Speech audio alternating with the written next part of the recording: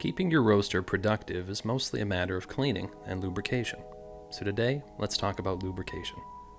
In this video, we'll look at a couple of types of bearings and the tools, process, and lubrication type you'll need for each bearing position. This is a grease gun.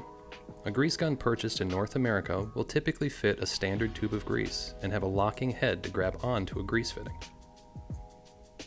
A grease fitting, also known as a zerk, is a port through which grease can be applied to the inside of a bearing.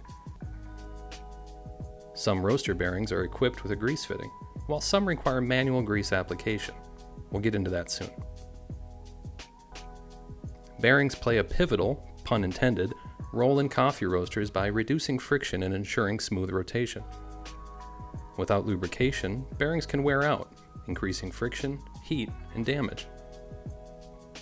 Regular greasing prevents these issues and extends the reliability and lifespan of your machine.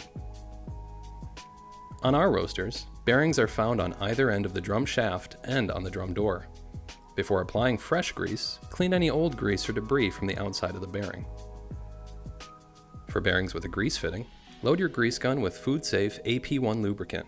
Press the grease gun head onto the fitting and slowly apply grease into the bearing. Continue to apply grease until you feel resistance from your grease gun. Most of our roasters will have a recessed grease fitting on your drum adjustment mechanism. This grease fitting will require a recessed fitting adapter, available on our website. Attach the recessed fitting adapter to your grease gun and press to the end of the zerk. For bearings without a grease fitting, grease can be applied by removing the front shield with a small pick and applying grease by hand.